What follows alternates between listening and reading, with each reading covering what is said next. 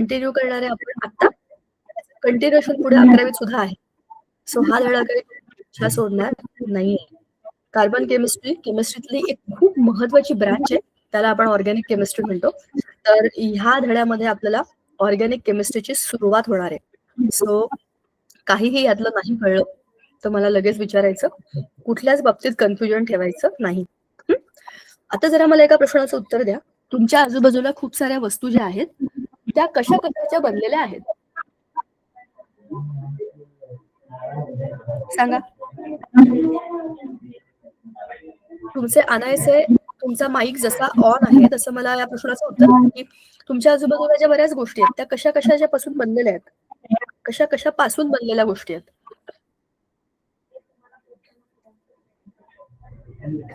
मी सांग, माझ्या आजूबाजूला काही कापडाच्या वस्तू आहेत, काही लाकडाच्या वस्तू आहेत, काही कागदाच्या वस्तू. तुमच्या आजूबाजूला असं काय काय आहे?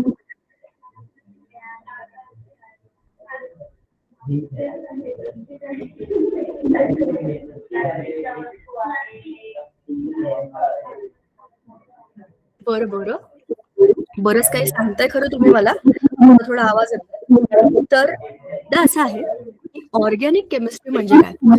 त्या केमिस्ट्रीमध्ये आपण ऑर्गॅनिक सबस्टन्सेसचा अभ्यास करणार. ऑर्गॅनिक या शब्दाचा अर्थ आहे सेंद्रिय, मराठीत सेंद्रिय म्हणतो. आता तुम्हाला काही बोलायचं नसेल तर तुम्ही माईक बंद करा, कारण मलाच माझा आवाज ऐकू येतो इको मधनं. तर ही जी केमिस्ट्री आहे ही केमिस्ट्री डील करते कार्बनच्या वेगवेगळ्या कंपाऊंड्सना. आता आपण जी उदाहरणं घेतली, कागदाच्या वस्तू, कापडाच्या वस्तू, लाकडाच्या वस्तू, तुम्ही किंवा मी, आपल्या सगळ्यांमध्ये कार्बनचा काहीतरी अंश आहे आणि म्हणूनच आपल्या सगळ्यांमध्ये हा ऑर्गॅनिक कंटेंट आहे, ज्याचा अभ्यास कार्बन कंपाऊंड्स मध्ये आपण करणार आहे. पटकन पीपीटी शेअर करते. आपण या धड्याच्या अभ्यासाला सुरुवात करूया. कार्बन हा का वर्सेटाईल एलिमेंट आहे हे आपण 9th मध्ये सुरू केलं होतं. सो कार्बन हा वेगळा आणि स्पेशल कंपाऊंड का आहे, तर म्हणजे स्पेशल एलिमेंट का आहे आणि त्याचे कंपाऊंड जेवढे स्पेशल का आहेत, ह्या सगळ्याचे डिस्कशन आपलं मागच्या वर्षी सुरू झालेलं आहे. Carbon chemistry is the study of carbon and it's compounds. बरोबर, हे इथपर्यंत आपली गोष्ट मागच्या वेळेला आलेली होती. आता जरा माझा आवाज बरोबर येतोय का मला सांगा, कारण की मी स्क्रीन शेअर केलेली आहे. माझा मुद्दाम कॅमेरा बंद केलाय मी. असं होतं कधी कधी स्क्रीन शेअर केल्यावर आवाज येत नाही. आवाज येत असेल तर सांगा, मी परत कॅमेरा ऑन करते. ठीक आहे, चलो. आपल्या धड्याच्या सुरुवातीलाच बघा, let me on my camera again. आता झालंय, स्टेबल झालंय. काही प्रॉब्लेम वाटला तर मी पुन्हा कॅमेरा थोडा वेळ बंद करेन. सी नाऊ, कार्बन कंपाऊंड्स मध्ये करायचंय लेफ्ट राईट अप डाऊन कसंही बघा, everything will be related to carbon only. मग हा कार्बन एवढा स्पेशल का आहे? जसं मी तुम्हाला म्हटलं, आपण 9वीत असतानाच कार्बन अ वर्सेटाईल एलिमेंट ह्याचा अभ्यास केला होता. तर ह्या कार्बन मध्ये असं स्पेशल काय? स्पेशल आहे त्याचं स्ट्रक्चर. त्याचं electronic configuration is very unique. Why it is unique? See, carbon is a small atom. त्या छोट्या ॲटमच्या मध्ये सेंट्रलमध्ये त्याचं न्यूक्लियस आहे आणि around it has shells, just like other elements, other atoms. मग कार्बन वेगळा का होतो? कार्बनचं ॲटॉमिक नंबर आहे 6. ठीक आहे, so carbon atomic number is 6. 6 म्हणजे number of protons and number of electrons, that is atomic number. So ह्या ॲटॉमिक नंबर मधनं आपल्याला हे समजतं की त्याच्या सेंट्रली प्लेस्ड न्यूक्लियसमध्ये 6 प्रोटॉन आहेत. हे 6 ऑरेंज बॉल दिसतात तुम्हाला, हे 6 प्रोटॉन. त्याच्याबरोबर हे 6 ग्रे बॉल पण आहेत, and they are neutrons. They are neutral. Neutrons कुठलाही चार्ज कॅरी करत नाहीत, but they carry the weight. एक युनिट असं आपण त्याचं वजन धरतो, तसंच एका प्रोटॉनचं वजन पण 1 युनिट एवढं असतं. पण त्याच्या आजूबाजूला जे इलेक्ट्रॉन्स आहेत त्यांची संख्या पण सेम आहे, 666. प्रोटॉन, न्यूट्रॉन, इलेक्ट्रॉन असं आपण धरू शकतो. एका नॉर्मल कार्बन ॲटम मध्ये 6 6 6 6 प्रोटॉन, 6 न्यूट्रॉन, 6 इलेक्ट्रॉन असे असतात. आता we know that in the first shell the capacity of electron is just 2 electrons. तर पहिल्या के शेल मध्ये आता 2 इलेक्ट्रॉन आहेत, दुसऱ्या शेल मध्ये 4 इलेक्ट्रॉन आहेत. हीच गोष्ट आहे जी कार्बनला बाकी सगळ्या एलिमेंट्स पासून, बाकी सगळ्या ॲटम्स पासून एकदमच वेगळं बनवते. द रिझन इज कार्बनच्या ह्या इलेक्ट्रॉनिक कॉन्फिगरेशनमुळे 4 इलेक्ट्रॉन बॅलन्स शेलमध्ये असल्यामुळे त्याला इलेक्ट्रॉन देणं, इलेक्ट्रॉन घेणं ह्या दोनही गोष्टी वेगळ्या पडतात. बरोबर, आणि म्हणूनच carbon is a versatile element. Now let us understand every part of it in detail. Now see, बघा, आपल्याला व्हर्सेटाईल म्हणजे या शब्दाचा अर्थ आधी समजून घ्यायला पाहिजे. व्हर्सिटिलिटी म्हणजे काय? अनेक गोष्टी करण्याची कॅपॅसिटी. जसं आपल्या वर्गामध्ये किंवा आपल्या घरामध्ये किंवा आपल्या शाळेमध्ये काही लोक असे असतात जे खूप साऱ्या गोष्टी एकत्र करतात. म्हणजे त्या अभ्यासात पण खूप चांगले असतात, खेळामध्ये पण खूप चांगले असतात, खूप चांगली ऍक्टिंग करू शकतात किंवा गाणी लिहू शकतात, म्हणजे कविता रचू शकतात, डान्स करू शकतात, इन्स्ट्रुमेंट वाजवू शकतात, तबला बिबला, असं काहीही तुम्ही म्हणा ते सगळं ते करू शकतात. तर व्हर्सेटाईल, एकाच वेळेला मल्टिपल गोष्टी करणारे लोक म्हणजे व्हर्सेटाईल. असा हा कार्बन व्हर्सेटाईल का आहे? Because carbon can make different types of elements, different types of compounds with different types of elements. For example, carbon स्वतःच्याच ऍटम्स बरोबर पण बॉन्डिंग करतो आणि कार्बन इतर मेटल्स आणि नॉन मेटल्स बरोबर सुद्धा बॉन्डिंग करतो. So that is the unique characteristic of carbon which makes it different from the other elements and the atoms. Now आता बघा ह्याच्यामध्ये काय दिले. Carbon is a remarkable element found in all organic compounds because it can make bonds with all other different types of atoms. It is found in all the organic compounds. छोटा molecule, मोठा molecule, macro molecule, आपल्या बॉडीमधलं haemoglobin सारखं काहीतरी एखादा असा molecule ज्याच्यामध्ये metal पण आहे, प्रोटीन पण आहे आणि कार्बन पण आहे. अशा कुठल्याही ठिकाणी कार्बन आपल्याला भेटू शकतो. It is the unique property enable which makes it diverse range of stable molecule maker. तर तो अनेक प्रकारचे मॉलिक्यूल बनवतो आणि सगळेचे सगळे स्टेबल बनवतो. बघा, हे असं का होतं? एक एक गोष्ट आपण डिटेलमध्ये बघूया. खूप सारे एलिमेंट्स घ्यायचे आणि त्याच्यावर बॉन्ड्स बनवायचे, खूप बॉन्ड बनवायचे आणि सगळे अनस्टेबल बनवायचे, तोडून टाकायचे, असं कार्बनचं नाहीये. एकदा बॉन्ड बनवला की that is very very stable bond. हे पण करणं खूप इम्पॉर्टंट गोष्ट आहे. नुसतेच बॉन्ड बनवले आणि तुटले असं करत नाही. म्हणूनच त्याला आपण स्पेशल एलिमेंट म्हणून अभ्यासतो. आता आपण कार्बनच्या कंपाऊंड्सना 2 किंवा 3 वेगवेगळ्या प्रकारे डिवाइड करू शकतो. आपल्या बुकमध्ये आपल्याला ऑर्गॅनिक आणि इनऑर्गॅनिक असं सांगितलेलं आहे. पण ऑर्गॅनोमेटॅलिक कंपाऊंड्स काय असतात हे आपल्याला माहिती असायला पाहिजे, म्हणून मुद्दाम आपल्या पीपीटी मध्ये आहे. Organic compounds are carbon and hydrogen bonded atoms and their compounds. Organic compound मध्ये तुम्हाला कार्बन असेल, हायड्रोजन असेल, त्यांचं बॉन्डिंग असेल आणि you will get some kind of molecule out of it. Carbon आणि हायड्रोजन बरोबर दुसरे पण लोक असतील, पण त्यातले मेजर प्लेयर जे आहेत ते आहेत कार्बन आणि हायड्रोजन. दुसरे असतात inorganic compounds. Now this inorganic compounds do not have carbon hydrogen. Carbon जरी असला तरी पण तो एका वेगळ्या फॉर्म मध्ये असतो. सो असे इनऑर्गॅनिक कंपाऊंड्स मोस्टली बाकी सगळ्या एलिमेंट्सचे जे कंपाऊंड असतात ते इनऑर्गॅनिक कंपाऊंड असतात. ऑर्गॅनोमेटॅलिक कंपाऊंड जसे जसं मी तुम्हाला मगाशी म्हटलं, एखाद्या मेटल बरोबर एखादं प्रोटीन आणि त्याच्याबरोबर कार्बन अशाही पद्धतीचे वेगळे वेगळे कॉम्प्लेक्स मॉलिक्यूल ऑर्गॅनिक पण आहेत, मेटॅलिक पण आहेत आणि त्याच्यावर दुसरं पण काहीतरी अटॅच्ड असू शकतं, असे पण आहेत. सो असे ऑर्गॅनिक आणि मेटॅलिक अशा पद्धतीचे बॉन्ड हा कार्बन बनवतो. Now what is the covalent bonding? बरं, ही गोष्ट आता आपल्याला समजून घ्यायला पाहिजे. बघा, now let me share something very important to you. बघा, आपल्याला 9th स्टँडर्डला एक कन्सेप्ट होती, that was ionic bonding. That I am going to explain you right now. Ionic bonding मधनच आपलं कोव्हॅलंट बॉन्डिंग कडे आपण जाणार आहे. एक मिनिट हा.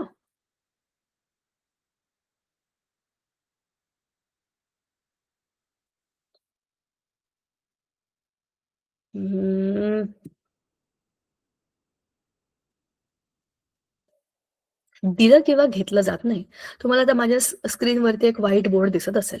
सी, मागच्या वर्षी आपण बघितलं होतं की हा एक ॲटम आहे.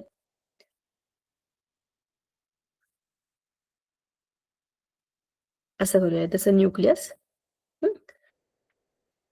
फर्स्ट शेल आणि सेकंड शेल. आता यातलं अंतर वगैरे ह्या गोष्टी जरा इग्नोर करा आणि ॲटम कडे लक्ष द्या. So this is your first atom. Now I am drawing other atom. हा त्याचा न्यूक्लियस, हा त्याचा पहिला ऑर्बिट, के शेल, आणि मग दुसरा आहे के नंतर कोणता असतो एल शेल. ठीक आहे. आता आपण असं ॲझ्युम करूया बघा. आता आपण ह्या चला असं करू आपण जरा पेंट करून टाकू ह्याच्या न्यूक्लियसला पेंट करून टाकू म्हणजे there will be no confusion. ह्याचं न्यूक्लियस आणि ह्याचं न्यूक्लियस हे झाले. आता आपल्याला बघायचंय की ह्या ॲटमच्या फर्स्ट शेलमध्ये 2 इलेक्ट्रॉन आहेत. इकडे आणि इकडे. ह्याच्या पण फर्स्ट शेलमध्ये 2च इलेक्ट्रॉन आहेत. ह्याला काही प्रॉब्लेम नाहीये. फर्स्ट शेलमध्ये सगळीकडे 2च इलेक्ट्रॉन असतात. सेकंड शेलमध्ये ह्याच्यामध्ये 1 इलेक्ट्रॉन आहे. याच्याकडे 7 इलेक्ट्रॉन आहेत. 1 2 3 4 5 6 आणि 7. तुम्हाला आता कळलं असेल हा एलिमेंट कोणता आणि हा एलिमेंट कोणता. हा असा बॉन्ड बनवतो का? हा आत्ताचा आपला मुद्दा नाहीये. आपण we have taken it just as an example. बघा, हा लिथियम आहे. हायड्रोजन, हेलियम, लिथियम आणि हा आहे फ्लोरीन. पण आता आपल्याला हायड्रोजन फ्लोराईड म्हणजे HF हा मॉलिक्यूल कसा बनतो? HF नाही, लिथियम फ्लोराईड ना, LiF लिथियम फ्लोराईड कसं बनतं? जसं NaCl आहे ना, तसंच लिथियम फ्लोराईड. पण ते स्टेबल आहे का, नाही आहे का? ह्या भानगडीत आपण आता पडत नाही. आपण आता बघतोय की बॉन्ड कसा बनला. आता मजा अशी आहे की हा जो इलेक्ट्रॉन आहे, हा एक एक्स्ट्रा इलेक्ट्रॉन आहे. हा इलेक्ट्रॉन देऊन टाकला की ह्याचं ड्युप्लेट कंप्लीट होईल. प्रत्येक ॲटमला स्टेबिलिटी ऑब्टेन करण्याकरता 2 किंवा 8 इलेक्ट्रॉनची गरज असते. त्याला 2 इलेक्ट्रॉन इझिली बनू शकतात जर याचा हा एक एक्स्ट्रा इलेक्ट्रॉन त्याने देऊन टाकला. हा इलेक्ट्रॉन दिला तर ह्याच्या न्यूक्लियसमध्ये आहेत 3 प्रोटॉन. प्रोटॉनचा जो चार्ज आहे तो एकाने वाढेल. कारण काय विचारा? 3 प्रोटॉनला बॅलन्स करायला 3 इलेक्ट्रॉन होते. 3 पॉझिटिव्ह होते आणि 3 निगेटिव्ह होते. निगेटिव्ह कोण आहेत? इलेक्ट्रॉन आहेत. ह्यातला 1 इलेक्ट्रॉन गेला तर काय झालं? 2 इलेक्ट्रॉन उरले. म्हणजे किती झाले? 2 मायनस चार्ज झाले. मग ह्याचे तुम्ही एव्हरेज केली म्हणजे ह्याचं एव्हरेज काय? ह्याचं जर तुम्ही सम केली तर काय होईल? तुमचा टोटल ओव्हरऑल चार्ज होईल +1 चा. म्हणजेच काय होईल? ह्या ॲटमवरती आता +1 चार्ज आला. +1 चार्ज आला म्हणजे हा काय बनला? कॅटायन बनला. आता एक्झॅक्टली उलटं याच्या बाबतीत. ह्याला एका इलेक्ट्रॉनची कमी होती. इथं हा इलेक्ट्रॉन आला. आता ह्याचा एक चार्ज वाढला. हा मायनस झाला. -1 हा आहे +1 हा झाला तुमचा ॲनायन.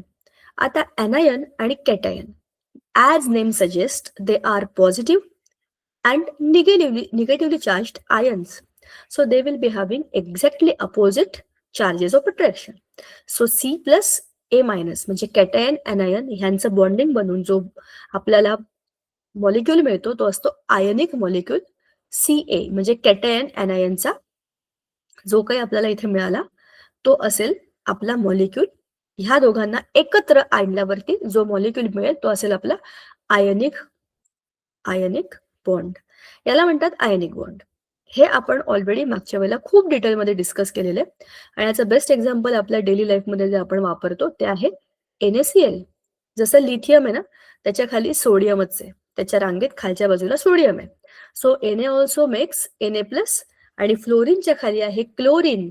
So chlorine has a similar electronic configuration, just 1 shell extra. 287 तर Na+Cl- असा एक आयनिक कंपाऊंड बनतो जो आपण ऑलरेडी डिस्कस केलेला आहे. पण आता जरा विचार करा, ह्याच्याकडे 1 इलेक्ट्रॉन आहे, ह्याच्याकडे 1 इलेक्ट्रॉन कमी आहे. समजा 2 इलेक्ट्रॉन जास्त आहेत आणि इथे 2 इलेक्ट्रॉन कमी आहेत. फॉर दॅट मॅटर 3 इलेक्ट्रॉन जास्त आहेत आणि इथे 3 इलेक्ट्रॉन कमी आहेत.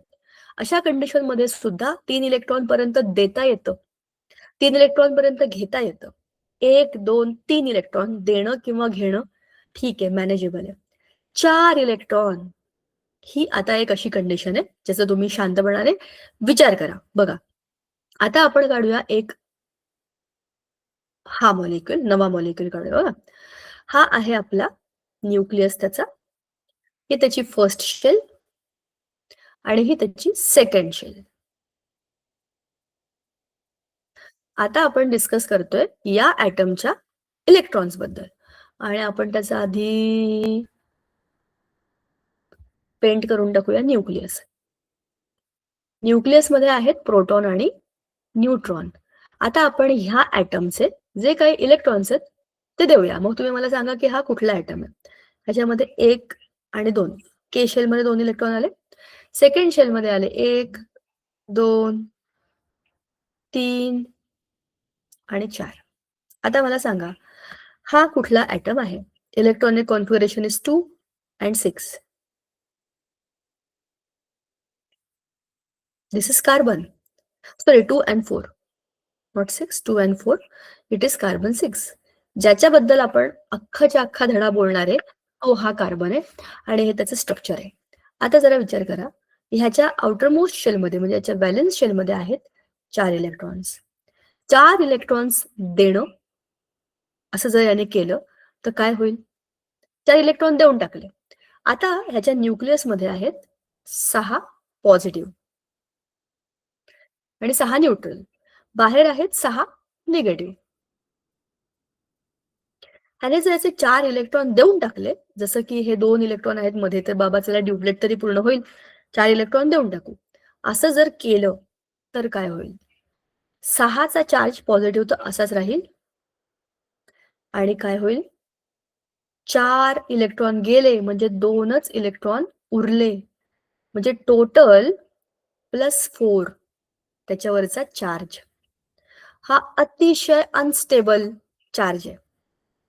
4 प्लस न्यूक्लियसची पॉवर एवढी जास्त आहे की तो असा संपून जाईल ते ॲटमच संपून जाईल. इलेक्ट्रॉन त्याच्यामध्ये एकदम असे श्रिंक होतील आणि it will be a very dangerous situation. Unstable atom किंवा आयन म्हणजे असं होऊ नाही शकत.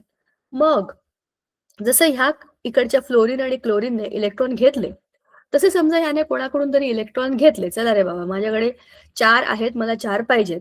इकडचा 1, 2, 3 आणि 4 कोणाकडून तरी 4 इलेक्ट्रॉन घेतले त्याने तर काय होईल?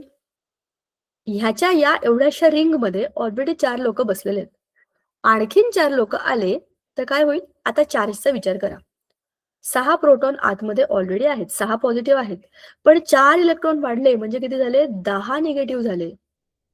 इलेक्ट्रॉन्सचा चार्ज निगेटिव्ह आहे बरोबर ना? मग टोटल काय होईल?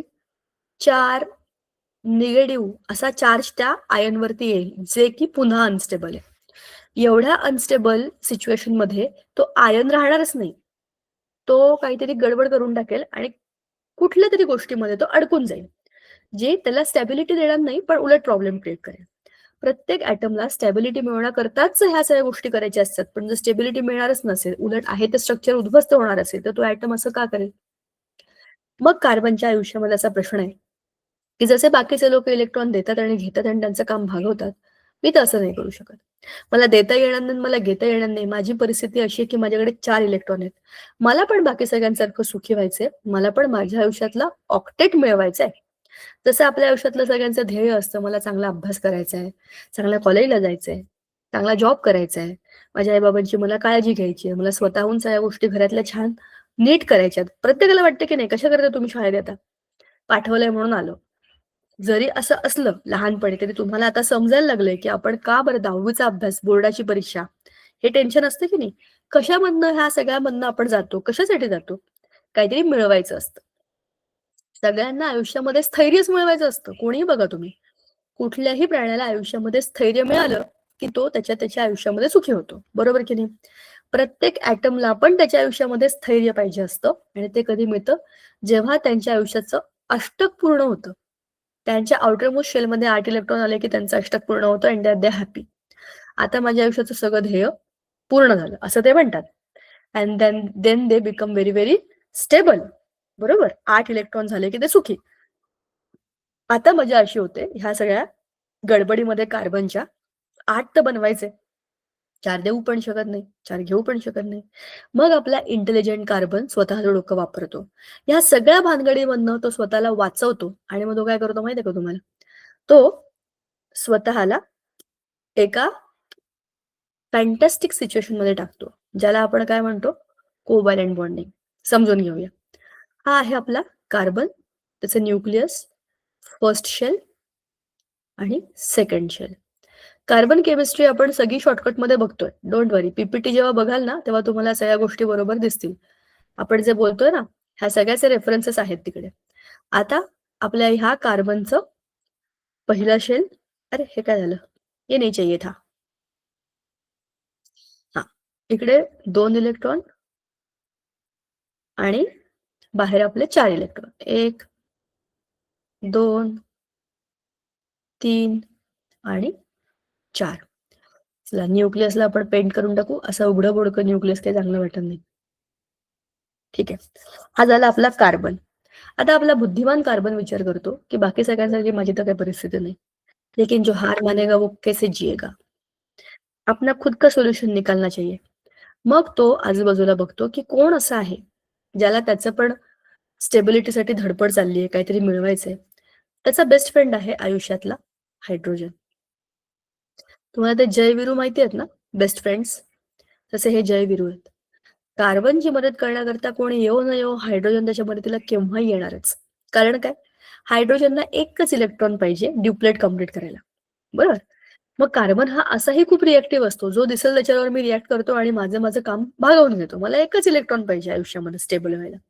आणि छोटूसा आहे, एकदम व्हायब्रंट आहे, इकडे-तिकडे उड्या मारेल, काहीही करेल, कुठेही जाईल, असा आहे हायड्रोजन. एकच इलेक्ट्रॉन, एकच प्रोटॉन, एकच न्यूट्रॉन, एवढूसा टिंबा एवढा हायड्रोजन. पहिला एलिमेंट आहे पिरियॉडिक टेबलचा. मग आपला मित्र हायड्रोजन स्वतःचा इलेक्ट्रॉन याच्याबरोबर शेअर करतो. दुसरा हायड्रोजन येतो, म्हणतो त्याने केलंय का? मी सुद्धा करतो. तिसरा, चौथा हायड्रोजन येतात आणि आपल्या कार्बनची मदत करतात. आता मजा अशी झालीये की इथे वरती आहे हायड्रोजन, मध्ये आहे carbon. Hydrogen, carbon, hydrogen, carbon. ह्यांनी काय केलं? आपल्याकडचे इलेक्ट्रॉन एकमेकांना शेअर केले. See they are more intelligent than anybody else in the world. त्यांनी काय केलं? हायड्रोजनने स्वतःचा इलेक्ट्रॉन कार्बनला दिला नाहीये, शेअर केलाय. हायड्रोजनचा ह्या पण कार्बन बरोबर शेअर केलेला इलेक्ट्रॉन. इन रिटर्न कार्बनने याच्याबरोबर आपला इलेक्ट्रॉन शेअर केला. ह्याच्याबरोबर पण कार्बनने त्याचा इलेक्ट्रॉन शेअर केला. आता काय झालं? दोघही मित्रांनी ठरवून एकमेकांची मदत केली. याच्याकडे एकाची कमी आहे, याच्याकडे पण एकाची कमी आहे. बरोबर? तुझं आणि माझं आपण वाटून घेऊ आणि काय करू? आपलं आपलं काम भागवू. इतकं सोपं काम आहे. समजलं? अशा पद्धतीने हायड्रोजनचा कुठला पण हायड्रोजन बघा. आता त्याचं काय होणार आहे? इलेक्ट्रॉनिक कॉन्फिगरेशन 1 आणि 1, 2 झालं की नाही? आणि त्यालाच स्टेबिलिटी पाहिजे म्हणजे त्याला 2 मिळवायला पाहिजे. बरं याच्यामध्ये त्याने इलेक्ट्रॉन दिला पण नाही आणि घेतला पण नाही, त्याच्यावर चार्ज पण नाही आलाय.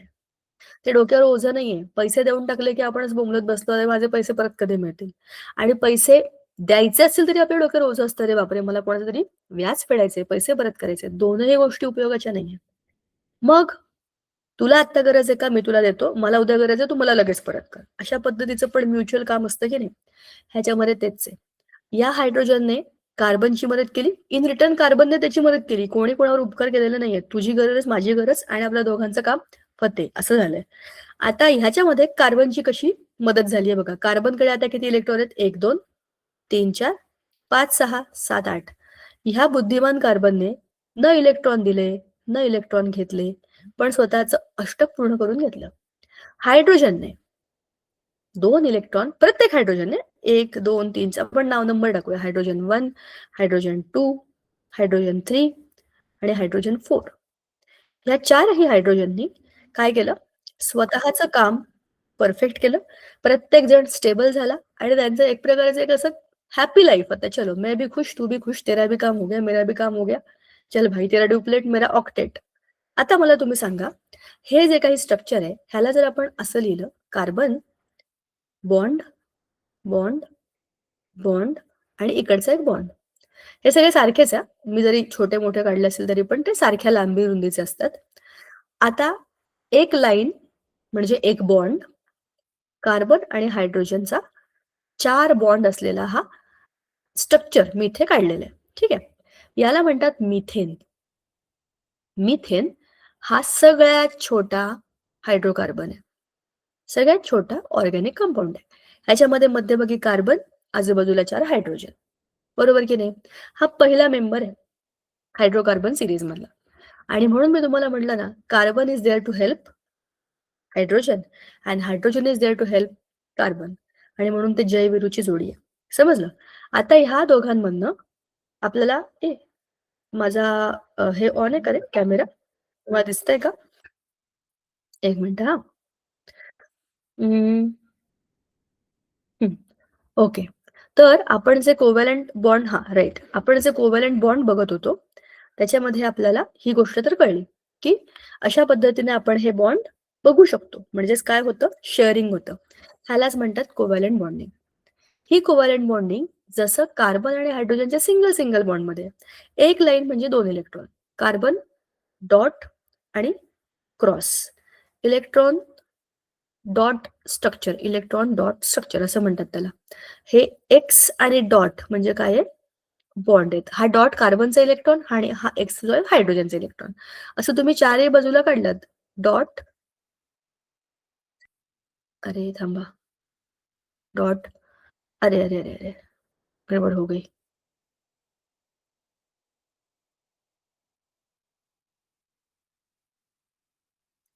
इकडे एक डॉट, इकडे एक डॉट आणि इकडे एक डॉट. बघा हे सगळे जे चारही डॉट आहेत हे कार्बनचे इलेक्ट्रॉन आहेत. ह्याच्यावरती इकडे एक्स, ह्याच्यावरती इकडे एक्स, याच्या इकडे एक्स. ठीक आहे. असे जे आहेत हे एक्स जे आहेत ना ते हायड्रोजनचे इलेक्ट्रॉन आहेत. असे आपण एक्स आणि डॉट लिहायची गरज आहे का? आपल्याला समजावं म्हणून. इलेक्ट्रॉन सगळीकडे सेमच असतात. हायड्रोजनचा इलेक्ट्रॉन आहे म्हणून वेगळा दिसतो, कार्बनचा आहे म्हणून वेगळा दिसतो असं होत नाही.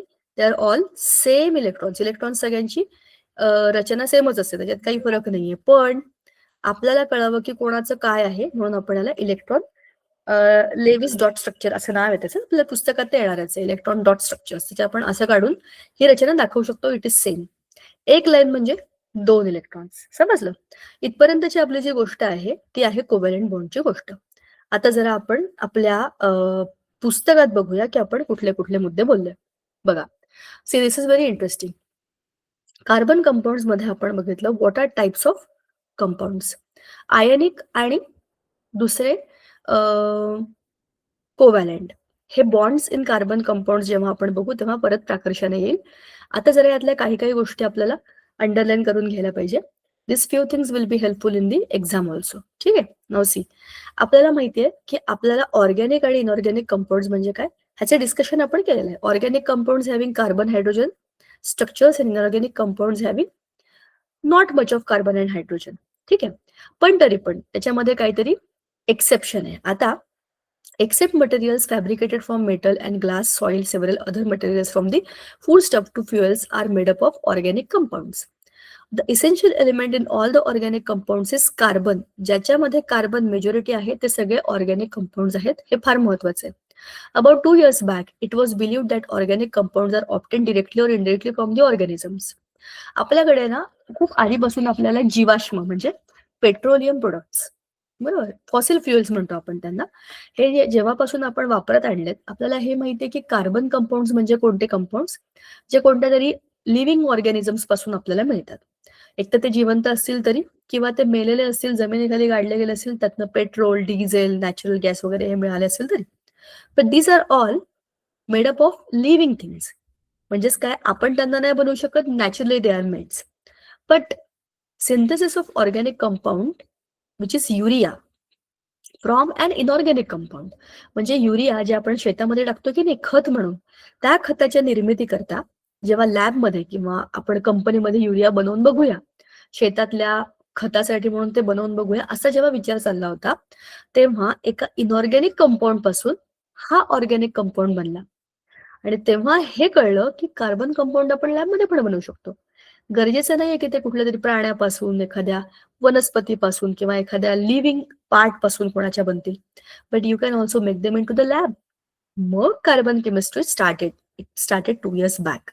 The compounds like carbon dioxide, carbon monoxide, carbide salts, carbonate salts, and bicarbonate salts are exception and they are inorganic compounds of carbon. Very, very, very important part. ह्या ऑर्गॅनिक इनऑर्गॅनिक डिस्कशन मधले हे exception बघा. Carbon dioxide हा gas आहे, carbon monoxide हा पण एक gas आहे. कार्बाइडचे सॉल्ट म्हणजे असे कार्बनचे सॉल्ट इतर वेगवेगळ्या ऑक्साइड्स किंवा याच्याबद्दल बरोबरचे जे सॉलिड फॉर्म मध्ये असतात. नंतर कार्बोनेटचे सॉल्ट्स, बाय कार्बोनेट म्हणजे HCO3 आणि हे म्हणजे हे CO3 वाले कार्बोनेट्स म्हणजे CO3 आणि हे HCO3 वाले, हे सगळे एक्सेप्शन आहेत. जसे हे दोन सॉल्ट कोणते, एक आहे खाण्याचा सोडा, एक आहे धुण्याचा सोडा. म्हणजे सोडियम बायकार्बोनेट किंवा सोडियम कार्बोनेट. बरोबर, ह्या दोघांमध्येही सोडियमचे सॉल्ट्स आहेत ऑफ कार्बन. हे सगळे एक्सेप्शन आहेत आणि हे इनऑर्गॅनिक कंपाऊंड्स आहेत. पण कार्बन कंपाऊंड्स किंवा ऑर्गॅनिक कंपाऊंड म्हणजे कार्बन हायड्रोजन असलेले कंपाऊंड्स असं आपण लक्षात ठेवूया. म्हणजे हे आपोआप सगळे त्याच्यामधनं काय येतात, बाहेर येतात. कार्बन डायऑक्साइडमध्ये कार्बन आणि हायड्रोजन नाहीये. Though it's a carbon compound but it is not having hydrogen, so let us keep it aside. असा विचार करून आपण त्यांना एक्सेप्शनला टाकू शकतो. आता आपल्याला बघायचंय बॉन्ड्स इन कार्बन कंपाऊंड्स. आपल्याला माहिती आहे की आयनिक कंपाऊंड्स कसे असतात, ज्याचं आपण आता डिस्कशन केलं इन डिटेलमध्ये. कसे ते बनतात, कसे कॅटायन आणि ॲनायन बनतात आणि कसे ते एकमेकांना बॉन्ड करतात. बरोबर. सो हे जे सगळे आयनिक कंपाऊंड्स असतात they have a high melting and boiling points. बरोबर. And they also conduct electricity in the molten state किंवा डिझॉल्ड स्टेट. जसं मीठ आहे, आपल्याला माहिती आहे NaCl is an ionic compound. तर NaCl जेव्हा आपण पाण्यामध्ये टाकतो तेव्हा काय होतं, Na प्लस आणि Cl मायनस हे दोघं वेगवेगळे होतात आणि मग पाण्यामध्ये कॅटायन आणि ॲनायन हे फिरतात. फ्री इलेक्ट्रॉन्स जिकडे जिकडे असतात तिथे तिथे इलेक्ट्रिसिटी सर्क्युलेट होऊ शकते. आता हे NaCl तुम्ही वितळवलं तरी सुद्धा त्याच्यामध्ये आयन्स मोकळे होतात आणि मोल्टन स्टेटमध्ये किंवा पाण्यामधल्या डिझॉल्व्ड स्टेटमध्ये सगळे आयनिक कंपाऊंड्स इलेक्ट्रिसिटी कंडक्ट करण्याकरता प्रयत्न करतात. They all do it. But आता ionic compounds are explained on the basis of ionic bonds. आता मेल्टिंग आणि boiling points of few carbon compounds आपल्याला इथे खाली दिलेले आहेत बघा. Methane, ethanol, chloroform, acetic acid. जरा बघा आता, मिथेन आपण आत्ताच काढला CH4. Ethanol is a alcohol. Chloroform, या CH4 मध्ये 3 हायड्रोजन काढले आणि 3 क्लोरीन लावून टाकले तर क्लोरोफॉर्म बनतं. आणि ऍसिटिक ऍसिड म्हणजे COOH. परत हा हायड्रोकार्बनच आहे बघा ना. म्हणजे कार्बन आणि हायड्रोजनचा एक ऍसिटिक फॉर्म मधला मॉलिक्यूल आहे. ह्या सगळ्यांचं तुम्ही आता मेल्टिंग पॉइंट बघा.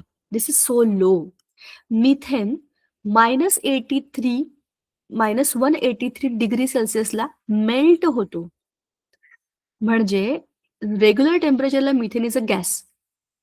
ह्याचा अर्थ असा आहे की ऑर्गॅनिक कंपाऊंड जे असतात त्यांचा मेल्टिंग आणि बॉइलिंग पॉइंट हा लो असतो. आयनिक कंपाऊंडचा मेल्टिंग आणि बॉइलिंग पॉइंट हा हाय असतो. हे सांगण्याकरता आपल्याला टेबल दिलेला आहे. ठीक आहे.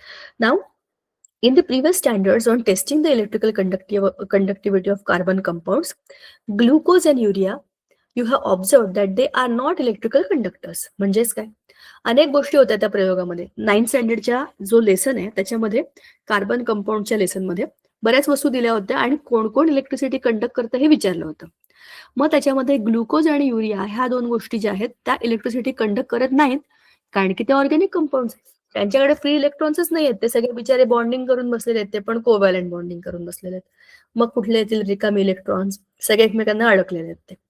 Generally, most of the carbon compounds are found to be bad conductors of electricity. From it, we understand that structures of most of the carbon compounds lack ionic bonds. म्हणजेच काय, आपल्याला हे समजलं आता की कार्बन कंपाऊंड मध्ये आयनिक बॉन्डच नाहीये. म्हणजेच आयनिक बॉन्ड नाहीये म्हणजे मग दुसरा बॉन्ड कुठला आहे, तर तो आहे कोव्हॅलंट बॉन्ड, जो आपण ऑलरेडी डिस्कस केलाय की आपला बुद्धिमान कार्बन कसं काय कोव्हॅलंट बॉन्ड्स बनवतो. ठीक आहे. आता हीच गोष्ट आपल्याला इतकी डिटेलमध्ये दिलेली आहे. जर एकदा बघूया आपण काय आहे की relationship between electronic configuration and valency of the element. कार्बनचा ॲटॉमिक नंबर आहे 6. सो इलेक्ट्रॉनिक कॉन्फिगरेशन आहे 2,4. व्हॅलेन्स शेलमध्ये इलेक्ट्रॉन आहेत 4 आणि म्हणजेच त्याची व्हॅलेन्सी आहे 4. नियर बाय नोबल गॅसेस कार्बनच्या पहिल्या पिरियडमध्ये आहे हेलियम आणि दुसऱ्यामध्ये आहे निऑन. म्हणजेच काय, प्रत्येकाला नोबल गॅस कॉन्फिगरेशन मिळवायचं असतं. जे नियरेस्ट इझिएस्ट कॉन्फिगरेशन आहे ते मिळवण्याचा प्रत्येक जण प्रयत्न करतात. कमी कष्टामध्ये जास्त काम कोणालाही आवडतं ना. तुम्हाला सगळ्यांना असं वाटत असेल की अभ्यास मी कमीत कमी करतो पण मला मार्क मात्र जास्तीत जास्त पाहिजे. ओके नाही. तसंच लोकांनाही असं वाटतं की मी कमीत कमी काम करेन पण पगार मात्र मला सगळा मिळाला पाहिजे. सो ही जी टेंडन्सी आहे ना, कष्ट कमी पण बेनिफिट जास्त. कार्बनला पण तेच करायचंय. प्रत्येक ॲटमला तेच करायचंय की मला कमी कष्टामध्ये जास्त स्टेबिलिटी मिळवायची आहे. तर मला काय करावं लागेल, जे करावं लागेल ती धावपळ आहे. ह्याच्याबरोबर इलेक्ट्रॉन देऊ का, घेऊ का, शेअर करू का, जे काही आहे ते. ठीक आहे. You have seen that the driving force behind the formation of bond by an atom is to attain the stable electronic configuration of the nearby noble gas and obtain stability. As the valence shell of carbon contains 4 electrons, there can be many alternative routes to attain the noble gas configuration. म्हणजे एकतर आता हा helium सारखा होऊ शकतो किंवा हा neon सारखा होऊ शकतो. 4 इलेक्ट्रॉन देऊन टाकले की हा होईल हेलियम आणि 4 इलेक्ट्रॉन घेऊन टाकले तर हा होईल निऑन. बरोबर की नाही? आता या दोन्ही गोष्टी का कठीण आहेत हे आपल्याला दिलेले आहे. जे आपण मगाशी बोललो की हेलियम गॅसचं कॉन्फिगरेशन त्याला जर मिळवायचं असेल, it will have to lose one after another all the 4 valence electrons. 4ही इलेक्ट्रॉन एक एक करून त्याला देऊन टाकावे लागतील. In this method the net positive charge किती होईल आपण तो कॅल्क्युलेट केला होता, तिथे +4 काढला होता. बरोबर. म्हणजेच काय, C+4 असा तो कॅटायन बनेल. म्हणजेच काय, it will be extremely unstable. Noble gas configuration मिळवायचं म्हणजे काय, काही नाही करायचं, त्याला स्टेबिलिटी पाहिजे म्हणून मिळवायचंय ना. कॉन्फिगरेशन म्हणून पण तुम्ही अनस्टेबल असाल तर मिळवायचंच कशाला. म्हणून काय, साईज छोटी आहे, नेट चार्ज जास्त आहे, तर तो अजिबात स्टेबल राहणार नाही. स्टेबलच राहणार नाही तर मग कशाला एवढी मगजमारी करायची. म्हणून मग तो हा रूट घेत नाही. दुसरं, निऑन सारखं व्हायचं का मग मला, तर मग मला एक एक करून 4 इलेक्ट्रॉन एक्सेप्ट करावे लागतील. Accepting 1 by 1 4 electrons. म्हणजेच काय, आता तो होईल C-4 एनायन आणि तरी सुद्धा त्याच्यावरती काय होईल, 6 प्रोटॉन आणि 10 इलेक्ट्रॉन. म्हणजेच काय आहे, नोबल गॅस कॉन्फिगरेशन मिळालं तरी पण अनस्टेबल. बरोबर की नाही? सेम वरच्या सारखं. मग ह्याही कंडिशन मध्ये ते शक्य नाही. मग to attend the configuration of neon by sharing 4 electrons of valence shell with 4 valence electron of other atom, 2 atoms share valence electron with each other. जसं आपण आता इथे बघितलं, हायड्रोजन आणि हायड्रोजन स्वतः बरोबर कोव्हॅलेंट बॉन्ड बनवतो. ह्याच बॉन्डला आपण मगाशी CH4 मिथेन मध्ये इथे पाहिलं होतं.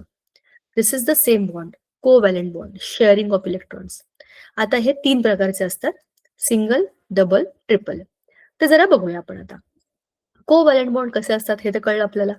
ह्या हायड्रोजनचा हा इलेक्ट्रॉन, या हायड्रोजनचा हा इलेक्ट्रॉन, दोघांनी एकमेकांबरोबर हे इलेक्ट्रॉन सामायिक केले म्हणजे शेअर केले. म्हणजे काय झालं, याचा पण ड्युप्लेट झाला, याचा पण ड्युप्लेट झाला. दोघांना काय मिळाले, 2 इलेक्ट्रॉन मिळाले. And they both are stable ना. आणि ह्या बॉन्डला आपण सिंगल लाईनने दाखवतो, जस्ट अ सिंगल लाईन. ठीक आहे. आता ह्याला शेअरिंग ऑफ इलेक्ट्रॉनने बनलेल्या बॉन्डला आपण म्हणतो कोव्हॅलेंट बॉन्ड. इलेक्ट्रॉन देऊन आणि घेऊन टाकल्यावर झालेल्या बॉन्डला आपण म्हणतो आयनिक बॉन्ड. बरोबर. आता आपल्याला हे बघायचंय, हा covalent bond form between the atoms is indicated by showing the circles around the atomic symbols. हे सगळं त्याचं प्रेझेंटेशन आहे. तुम्ही असे 2 ॲटम डॉट डॉट, मग त्याला जॉईन करा, मग त्याला डॉट तो नुसतं दाखवा, त्यांची नावं काढा आणि सिंगल लाईन. ह्या सगळ्या वेगवेगळ्या पद्धती आहेत ज्यातनं तुम्ही त्याला स्ट्रक्चरली दाखवू शकता की हाऊ द बॉन्ड इज. आता पहिलं आपण बघितलं हायड्रोजन मॉलिक्युलचं, दॅट इज H2 मॉलिक्युल. हवेमध्ये जसा H2 असतो तसा O2 पण असतो आणि तसाच N2 पण असतो. You know that air is a mixture of gases. H2 चं आपण बघितलं, सिंगल बॉन्ड होता. आता O2 चं काय, ऑक्सिजन आणि ऑक्सिजन. ऑक्सिजनचं इलेक्ट्रॉनिक कॉन्फिगरेशन 1 2 3 4 5 6 7 8 इलेक्ट्रॉन आहेत त्याच्याकडे. पहिल्या शेलमध्ये 2 इलेक्ट्रॉन आहेत, ते दोघांकडे कॉमन आहेत, ते काढायची गरज नाही. ह्या स्ट्रक्चर्समध्ये आपण मधली शेल काढत नसतो, फक्त व्हॅलेन्स शेल काढायची असते. ह्याच्याकडे 6, ह्याच्याकडे पण 6. 6 आणि 6 इलेक्ट्रॉन, प्रत्येकाला 2 इलेक्ट्रॉनची कमी ऑक्टेट बनवायला, ह्याला पण आणि याला पण. मग हे 2 ऑक्सिजन ऑक्सिजन भाऊ आहेत ना, सख्खे भाऊ आहेत. मग हे म्हणतात यार तुला पण एक कमी आहे, आणखी एक कमी आहे, मला पण एक कमी आहे, आणखी एक कमी आहे. मग आपण एकमेकांबरोबरच आपापले 2 शेअर करू ना, तिसऱ्या कोणाला मागायची काय गरज आहे. म्हणून ऑक्सिजन आणि ऑक्सिजन बघा, ह्या रिंग मधले 2 इलेक्ट्रॉन, या रिंग मध्ये 2 इलेक्ट्रॉन, असं करून त्यांनी काय केलंय, स्वतःचेच 2 इलेक्ट्रॉन आपल्याच एका सख्ख्या भावाबरोबर शेअर केलेत. करेक्ट. मग आता हे स्ट्रक्चर कसं दाखवणार, 2 डॉट, ह्याचे पण 2 डॉट. आणि ह्यालाच आपण जेव्हा इकडे बघू तर ऑक्सिजन आणि ऑक्सिजनचे हे हे या पेअर आहेत इकडच्या, ज्या की ऑलरेडी इथं असतात. ठीक आहे. आणि मग हे दोन कोण आहेत, हे इथे आलेले आहेत. ठीक आहे. आणि ह्या इकडच्या लोन पेअर्स, म्हणजे इथे ऑलरेडी पेअर्ड आहेत त्या, ह्या इथे आहेत. अशा पद्धतीने ऑक्सिजन आणि ऑक्सिजन पण डबल बॉन्ड करतो, म्हणजेच काय करतो, दोन दोन इलेक्ट्रॉन शेअर करतो. मग नायट्रोजनच्या इलेक्ट्रॉनिक कॉन्फिगरेशन कडे जरा बघूया. 3, 4, 5, 6, 7. नायट्रोजनचा ॲटॉमिक नंबर आहे 7. पहिल्या शेलमध्ये 2 इलेक्ट्रॉन तर गेले. बाह्यतम कक्षेमध्ये बॅलन्स शेलमध्ये आहेत 5 इलेक्ट्रॉन. मग कसे, इकडे 2, इकडे 3 आणि 5 इलेक्ट्रॉन म्हणजे एकूण 3 कमी आहे ना. 7चं आपण इलेक्ट्रॉनिक कॉन्फिगरेशन देणार आहे 2 आणि 5. 5 इलेक्ट्रॉन आहेत, 6, 7, 8 ऑक्टेट बनवायला 3 कमी आहेत. जसे याला 3 पाहिजे तसे याला पण 3 पाहिजे. मग हे काय करतात, चल भावा, माझा एक, तुझा एक, तुझा आणि माझा दुसरा आणि तिसरा, असे 3ही इलेक्ट्रॉन आपणच एकमेकांबरोबर शेअर करू, जेणेकरून काय होईल, तुझंही आणि माझंही ऑक्टेट कंप्लीट होईल. तिसऱ्या कोणाला इलेक्ट्रॉन मागायची गरज आहे का? आपल्या आपल्या घरातल्या लोकांमध्ये शेअरिंग केलं तर दुसऱ्यांकडनं पैसे उधार घ्यायची गरज काय? असंच नायट्रोजन करतात, ऑक्सिजन करतात, हायड्रोजन पण करतात, पण number of bond is single bond, double bond, triple bond. Though they are all diatomic molecules of gases. हवेमध्ये तीनही आहेत. H2 आहे, N2 आहे, O2 आहे. Still they have single bond, double bond, triple bond. इथपर्यंत गोष्ट कळली? आता आपल्याला पुढे हे बघायचंय की आपले हे जे सिंगल, डबल, ट्रिपल बॉन्ड असतात, ह्याचा कार्बन कसा वापर करतो. कार्बनच्या स्ट्रक्चर्समध्ये आपण हे बघितलं की ह्या कार्बनचं आणि मिथेनचं स्ट्रक्चर. नाव सी, हे आपल्याला एक्झाममध्ये येतं. कार्बन फर्स्ट शेलमध्ये 2 इलेक्ट्रॉन, सेकंड शेलमध्ये 4 इलेक्ट्रॉन, बाजूला आहे 4 हायड्रोजन. ह्याच्यामध्ये ह्यांचं बॉन्डिंग झालंय बघा. आता हा इलेक्ट्रॉन याच्या बरोबर किंवा याच्या बरोबर असं शेअर केल्यावरती बघा, हे शेअरिंग किती छान दिसतंय इकडे. याचा हा असे कोणते कुठलाही इलेक्ट्रॉन कोणाला तुम्ही दिलात तरी पण याचं ड्युप्लेट आणि ह्याचा आता मोजा 1, 2, 3, 4, 5, 6, 7, 8 इलेक्ट्रॉन. ह्याचं अष्टक पूर्ण झालं, ह्या सगळ्यांचे द्विक पूर्ण झाले. सो दिस इज CH4 आणि हे आपल्याला असं दाखवता येतं. So this is electron dot structure. मी तुम्हाला जे म्हणत होते डॉट दाखवणं, electron as a dot are presented. मग पुढचा मुद्दा जो आहे, जो आपण पुढच्या वेळेला सुरू करणार आहे, तो मी आज सुरू करणार नाही कारण तो पूर्ण होणार नाही. It is carbon a versatile element. तर हा कार्बन वर्सेटाईल एलिमेंट का आहे? ठीक आहे, ह्याच्या बद्दलची सगळी इन्फॉर्मेशन तुमच्या आणि माझ्या शरीराच्या प्रत्येक सेलमध्ये DNA आणि तुमच्या आणि माझ्या आजूबाजूला असलेल्या प्रत्येक ऑर्गॅनिक सबस्टन्समध्ये कार्बन आहे. मग त्या कार्बनचे इतके वेगवेगळे फॉर्म्स कसे असतात आणि हे जे कार्बन आणि हायड्रोजन असतात ते कोणत्या कोणत्या प्रकारचे बॉन्ड्स बनवतात? Saturated, unsaturated. अनसॅच्युरेटेड मध्ये काय असतं? डबल बॉन्ड, ट्रिपल बॉन्ड, जे आपण वरती बघितलं. कोव्हॅलंट बॉन्डचे 3 टाईप बघितले, सिंगल, डबल, ट्रिपल. हे सगळे उपद्व्याप हा कार्बन करतो स्वतःच्याच कार्बन बरोबरच्या दुसऱ्या आयटम्स बरोबर. Single bond, double bond, triple bond नाही, हायड्रोजनला रिप्लेस करून दुसरे आयटम्स टाकणं, ह्या सगळ्या गोष्टी कार्बन करतो. म्हणून एकट्या कार्बनचे जे मॉलिक्युल्स आहेत ना, number of molecules, the number of compounds made up of carbon are more than number of compounds of all other elements together of the periodic table. आणि त्याच्या संख्येमध्ये रोज वाढ होते. कार्बनला थांबवणार कोण ना? Carbon can bond with anybody. Carbon can bond anyhow. स्वतः बरोबर पण करू शकतो, इतरांबरोबरही करू शकतो. So carbon is a versatile element, जो आपला पुढचा मुद्दा आहे. आता याचे structures, cyclic structures, branch structures, functional groups in carbon atoms, हे सगळं खूप इंटरेस्टिंग आहे. होमोलोगस सिरीज हे झालं की मग आपल्याला IUPAC नॉमेनक्लेचरचं इंट्रोडक्शन होणार आहे यावर्षी. ठीक आहे, आणि सगळ्या पद्धतशीर लोकांना नावं देणं. कोणत्याही मॉलिक्युलला तुम्हाला नाव द्यायचं असेल तर एक फॉर्मॅट पाहिजे ना. सगळ्यांना सेम पद्धतीचं नाव अप्लाय करण्याचं काम IUPAC करते. आणि मग आपल्याला शेवटी बघायचे आहे types of chemical reactions done by carbon.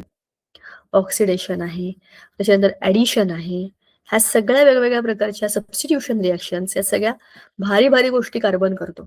आणि मग कार्बनचे 2 इम्पॉर्टंट कंपाऊंड, इथेनॉल आणि एक इथेनॉइक ऍसिड, ह्या सगळ्यांना कसं बनवतात, कुठे वापरतात, त्यांच्या प्रॉपर्टीज काय, हे सगळं आपल्याला शेवटी बघायचंय.